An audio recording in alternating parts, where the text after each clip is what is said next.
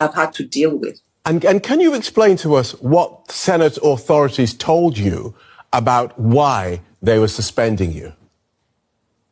They summed it up to say I was suspended for gross misconduct as against my allegation of sexual harassment. But I believe that I was suspended to silence me from speaking forth, more like punishing me and setting an example so that no other woman would dare speak on such things, especially against powerful men.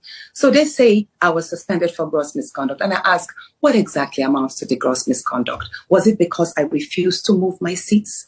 We have, there were videos that popped up whereby the same Senate president in the 8th Assembly years back, he also had a brawl in the chambers because his seat was moved when he was not duly notified. Right. And his countenance, there was actually much more.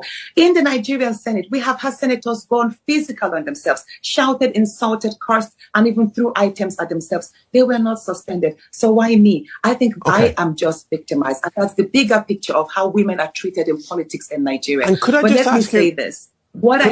Let me say this, very important. I am not the first woman to have accused the same man, Senator Akpoti, of sexual harassment. There is a lady in the corporate arena about 3 years ago. Her name is Joy Nonia. She was the MD of NDDC. She actually spoke that she had to slap him when he tried grabbing her in a hotel. So this is not an isolated case. But again, I'm saying this. I would want the courage that I have gotten to speak about this societal vice. I want it to be taken serious because there are a lot of women who are suffering, not just in politics, not just in the corporate arena, but in universities and many places. Women are sexually harassed and there is no safe spaces for us to vent and seek justice. Okay, thank you. Yeah, it was multiple times. Did the Senate president ever make any sort of advances towards you in the chamber or in the Senate? Yes, in front of senators. He's done that. There was a time I forgot to wear my ring.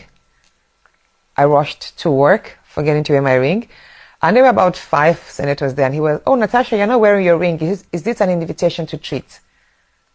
And then there was another time he made a statement like, "Natasha, your husband is really enjoying. It looks like you'll be able to make good movements with your waist." So the Senate president said this. He says that, yeah, he makes such sexist statement, and they all laugh. When the Senate president allegedly made this comment to you, there were other senators present. Yeah. They said, "In the Senate, we're all men. She should be used to this." How did the other senators respond to that? Just laugh. The culture of shaming a woman who dares speak of something that is like a taboo is real. And that is that culture we must break and shred. In the hallowed chambers of Nigeria's Senate, where laws are crafted and the nation's future debated, a profound silence has settled, a silence echoing the age-old struggles of women nationwide. Senator Natasha Akpoti Uduaghan, one of the mere 4 women among 109 senators, recently found herself at the heart of a storm that has shaken the very foundations of Nigerian politics. She's a leader, she's a senator, and she's a woman. And yet, not even the weight of her office could shield her from the age-old violence that women endure, the kind that does not discriminate by class, position, or influence. We just have to be a woman. Senator Natasha Akpoti Uduaghan accused Senate President Godswill Akpabio of sexual harassment, alleging that he made unwanted advances and insinuated that her legislative motions could progress if she took care of him. In a courageous move, she filed a petition against him, seeking justice and accountability. However, instead of her allegations being thoroughly investigated, as it should, the Senate's Ethics Committee dismissed her petition on procedural grounds. Shortly after, the senator was suspended for 6 months, officially, for reasons unrelated to her allegations. The suspension was attributed to her alleged refusal to sit in her assigned seat, speaking without recognition and making abusive remarks against the Senate leadership. Now, a woman allegedly harassed in the very chambers where laws are made was expected to seek forgiveness from the man who allegedly violated her dignity. If this is the fate of a senator, a woman with visibility and influence, what then is the plight of the everyday Nigerian woman? What happens to the market woman in Lagos who endures groping hands as she navigates crowded streets? What happens to the girl in Maiduguri whose silence is bought with fear? What happens to a random woman in Port Harcourt, who is asked for sexual favors before she can secure a job? What happens to everyday African women, who are told in unspoken rules that their bodies are public property? The woman who is expected to be grateful for the respect she is sometimes given, but never entitled to demand it. Now, beyond Africa, what of the everyday women in all corners of the world? The ones who walk home at night in fear that something would happen to them.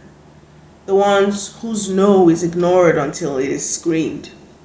The one who is silenced before she even finds her voice. Senator Natasha's experience is not an isolated incident. It is a reflection of a system that continuously fails women, a mirror held up to a world that still struggles to see women as full human beings deserving of respect. This sequence of events has ignited a firestorm of reactions. Some women's groups, such as the Nigerian Women Crusade for Good Governance, NWCGG, publicly apologized to Senate President Akpoti, expressing that Senator Natasha's actions embarrassed Nigerian women and undermined the efforts of female politicians. They urged her to reflect on her conduct during her suspension. Conversely, critics argue that this incident highlights the systemic challenges women face in politics, particularly in Nigeria, where female representation in parliament has dropped to an all-time low since the return to democratic rule in 1999. But here is the power of voices like Natasha's, Senator Natasha. When people in power speak, impact is felt. When a woman in leadership refuses to be bullied into silence, it sends a ripple across the society, reminding us that silence is complicity, and complicity allows oppression to thrive. This International Women's Month, we do more than celebrate women. Let's not just stop at celebrating women. Let's call for justice. Let's demand that institutions no longer serve as breeding grounds for impunity. Let's remind the world that a woman's voice is not a privilege, it's a right. And when that voice is threatened, when it is dismissed, we must all rise to amplify it. Because the truth is, if Senator Natasha had been silent, if she had bowed, the message to every woman watching would have been clear that this is the norm. This is their fate too. But she did not, and neither should we. You know, let this be the year that we hold power accountable. Let this be the year we refuse to apologize for demanding dignity, human dignity. Let this be the year that, no woman, whether senator or a street vendor, stands alone in her fight for respect. The world is listening. The question is, what would we do with what we hear and what we see around us as relates to the women in our lives?